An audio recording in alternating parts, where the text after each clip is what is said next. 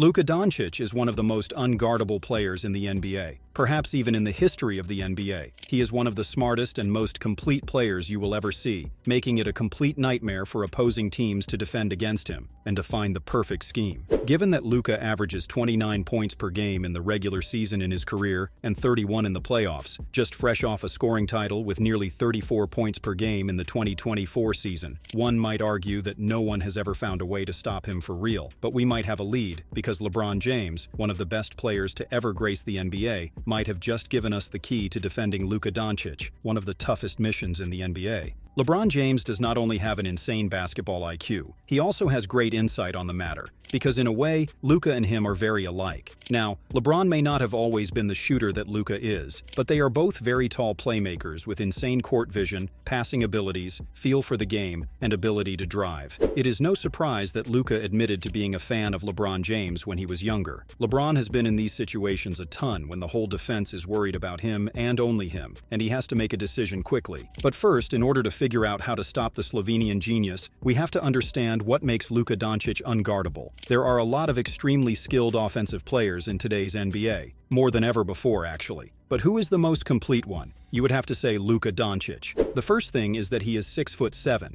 He is the same size as a small forward. That means other point guards can't really guard him, and if they do, he has a notable size advantage that he will always use. He is not the fastest, we can all agree on that, but he makes up for it by having a great handle and an even better footwork. This means he can post up small defenders, back them down and get a hook shot or a layup. He can also get to his spot in the mid-range area and go for a fadeaway shot. With his height, he can simply shoot over a lot of people, and while that may seem like something basic, it is truly a big advantage. So yes, despite not being crazy quick, it is hard to stop Luka's drives to the basket because he's so tall and so big, he has insane footwork, and he can stop whenever he wants for a pull-up midi. So then, just make him shoot from three, right? Well, that was actually a lot of teams' mindset even a year ago because Luka was only a 33% three-point shooter in the first 5 years of his career. Except, in 2024, he shot 38% from three, making things even harder for the opposing defenses. Now, you can't even let him shoot his step-back threes or go under the screen on pick and rolls because he has drastically improved his efficiency from that range. But then, if Luka can score from anywhere on the floor and can create almost any kind of shot at any time, the only option left is to double him and make him pass the ball, right? Well, that could work if you are dealing with a great scorer who is not a great playmaker. However, Luka happens to be both an elite scorer and an elite playmaker. That is precisely what makes him so dangerous and so tough to guard. If he has shooters around him, you're just asking to get killed by open threes all game or easy lobs and cuts to the baskets. Luka will always find the right pass and the right timing if someone is left alone on the court. Because at the end of the day, Luka's basketball IQ and feel for the game offensively is what truly separates him from other greats. He can see and read things on the court before most players, hence why it is very difficult to guard him. How can you stop someone who is, more often than not, one step ahead of you? The first thing would be to find a defender that can hold his own one-on-one against Luka, right? Does such a defender even exist? Well, not really. There is no such thing as a Luka stopper. However, some are better at it, or simply better suited to defend the Slovenian. Obviously, you do not get to see straight-up one-on-ones for a whole game. Luka, just like any other superstar point guard, will use the pick and roll to his advantage in order to find mismatches, or at least find a more favorable matchup. At the end of the day, basketball is still 5-on-5 and not one-on-one. Defending Luka Doncic most of the time is a team effort and not an individual one. But sometimes it has to be, and Luka has shown us what kind of defenders can actually bother him a little bit. So far in his career, Doncic has faced the Clippers 3 times in the postseason. You would think dealing with Patrick Beverley, Paul George, or Kawhi Leonard would have made life hard for him, right? At least that is what everyone was worried about the first time they faced each other, in 2020. Well, not really. They were never able to stop him from getting whatever he wanted, whenever he wanted. I mean, he has averaged respectively 31, 36, and 30 points in all 3 series against LA. But the 2024 playoffs have shown us something extremely important regarding what kind of player can defend Luka one-on-one, and it might change things in the future. Keep in mind before we tell you about this that Luka was playing through some injuries in these playoffs, hindering him at times. However, the one series that showed us something very important is the OKC one. Luka had good shooting splits in this series, but only averaged 24 points per game, which was his lowest points per game in any playoff series ever. Out of the 6 games, he had 3 straight-up bad games, not scoring more than 22 points,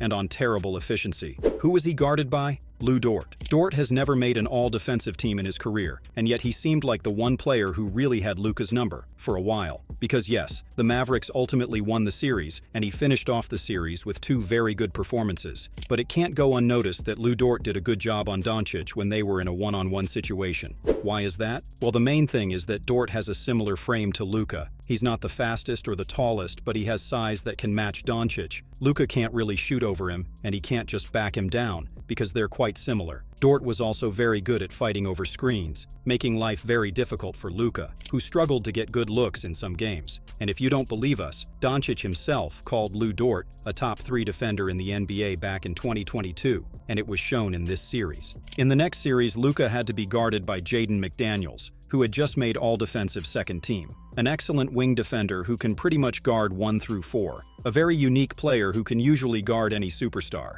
Except, he does not have the right frame to properly guard Doncic. He is taller than Dort, but also much skinnier, and it is much easier for Luka to back him down. Length is not what bothers him the most, physicality is. And in that regard, even a player like Holiday, who is smaller than Doncic, held his own against Luka in the 2024 finals, because he's very physical for his size and is used to defending bigger players than him. The real issue is that even if they are better suited, they can't stop Luka for a full 7-game series. But this is not even the main part about how you stop Luka Doncic. What LeBron James talked about has to do with how you defend him running a pick and roll. The pick and roll is one of the most basic basketball plays, but also one of the most effective ones, and definitely the most used one in today's game. So the truth is, if you want to defend Luka Doncic, you have to defend the pick and roll well. Most of the time, Luka runs it with his center, whether it be Derek Lively or Daniel Gafford. That means the opposing center is going to be involved in the action. Usually, it's a guaranteed mismatch, because you are forcing him to leave the paint and move his feet, putting him in an uncomfortable spot. Spoiler alert, there is no perfect way to stop Luka Doncic from being effective when running a pick and roll, otherwise he would not average 33 points per game in a season, and he would not have scored over 70 points in an NBA game.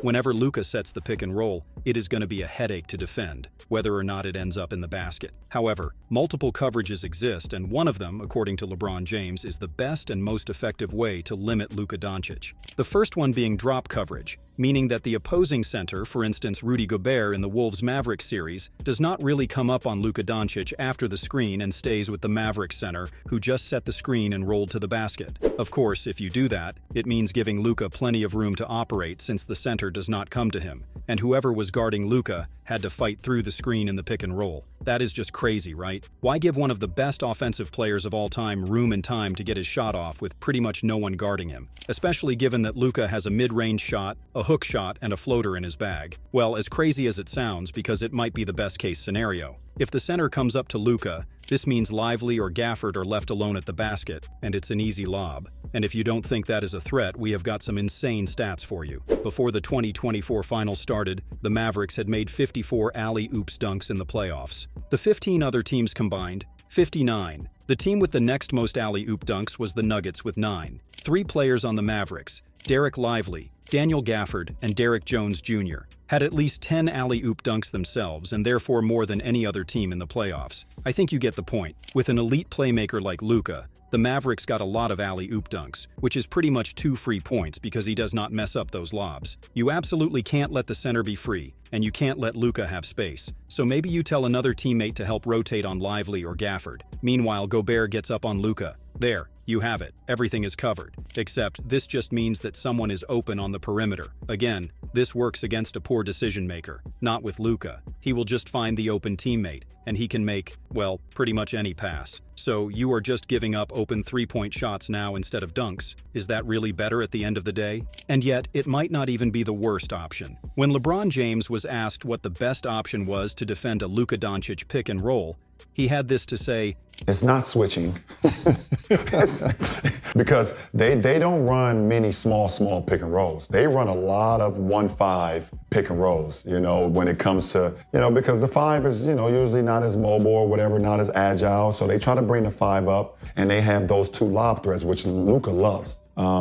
So I know that switching is not it. We saw that at the end of game 2. So yes, it is pretty clear that you should not switch a pick and roll involving Luka Doncic, with a few exceptions that really bothered him, but we will talk about those in a bit. Why shouldn't you? We can use plenty of words to tell you, but one clip is sometimes enough. This Luka Doncic game winner against the Minnesota Timberwolves in Game 2 of Western Conference Finals is the embodiment of why you do not switch a Luka pick and roll. As we said, it's almost always involving a center. And as a center, if you are asked to defend Doncic one-on-one, out on the perimeter, you know something bad is going to happen. They are not quick enough, they are not agile enough, and they are simply not expected to defend in this area. As we saw here, he can easily make him dance and shoot a step-back three over him, because the center won't be able to close out properly. He can also drive to the paint, because the center will struggle to keep up with Luka, and therefore he will meet no resistance at the rim, with the big guy being out. Or you can send help, but as we talked about before, you are just giving up an open three-point shot. So you are just praying Luka will miss his shot. Of course, if you have a center like Bam Adebayo who can defend on point guards, then you are fine. But he might be the only one capable of such a feat. But there is an exception. If you watched the 2024 NBA Finals, you probably saw that the Boston Celtics defended Luka Doncic rather well.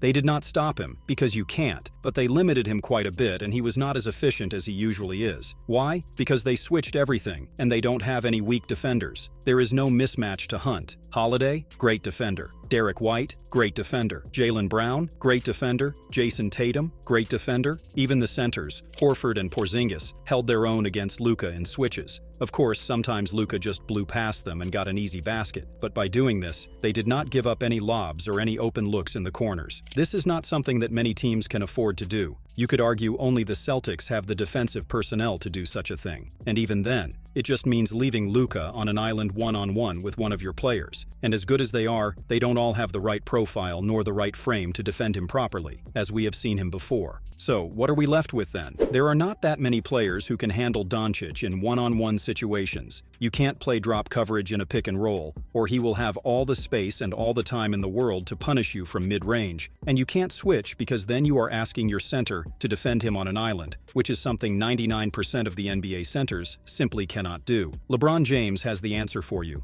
I just did process of elimination, JJ. I will say blitz and place the onus on the 5-man in the short roll to make a play. And let's see if Lively and Gafford and, Dwight Powell played a little bit because of, obviously, Lively's injury, in Game 4 or Game 3. So I would say that. You live with those chances. Here is a stat for you that can help confirm what LeBron is talking about. When Luka is blitzed on the pick and roll in the playoffs, the Mavericks score 0.67 points per possession. If you are not familiar with that stat, let's just say this is very bad, especially for Luka Doncic standards. A good number would be around 1 point per possession, which is what they average usually when teams switch or play drop. So there is a big difference. Why is that? When teams play blitz, it means that the two players guarding the pick and roll just go up to Luka instantly to force him to make a quick decision and get the ball out of his hands. Because at the end of the day, it is still a better outcome to force role players to make shots than Luka making the shots himself. In that case, this means the Mavericks center is left alone, and he receives the ball from Luka.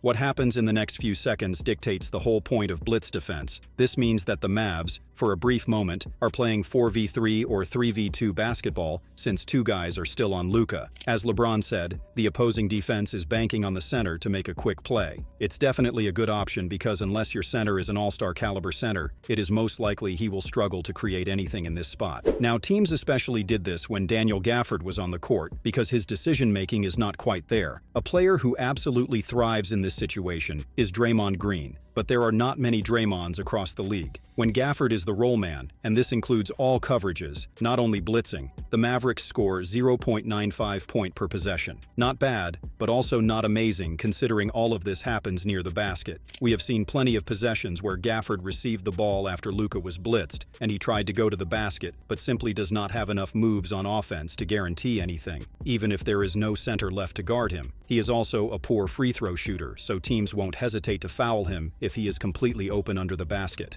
However, when Derek Lively is in this same exact situation, the Dallas Mavericks score 1.32 points per possession, an insane number that completely matches the eye test. For a rookie, Lively has shown his impressive quick decision-making, whether it be attacking the rim when it is the right decision, or kicking out to someone in the corner to force rotation since there were 2 players on Luka. It is no surprise that the Mavericks lost their only game of the series against the Timberwolves when Lively was injured. He is that important to their team. But even then, blitzing Luka Doncic is still the right thing to do because you don't trust PJ Washington, Derrick Jones Jr., or any role player on Dallas to go absolutely crazy during the entire series and hit all their shots. Whereas Luka could absolutely go crazy for a whole 7-game series, and that is a scary sight. In addition to that, it is important to point out that Luka is not the greatest off-ball player in the league. Quite far from it. Once you take him out of the action, he will most likely stand far behind the three-pointer and won't be a problem unless they decide to give him the ball back. But in that case, you at least took a lot of time off the clock, forcing them to take a not-so-great look. So there you have it,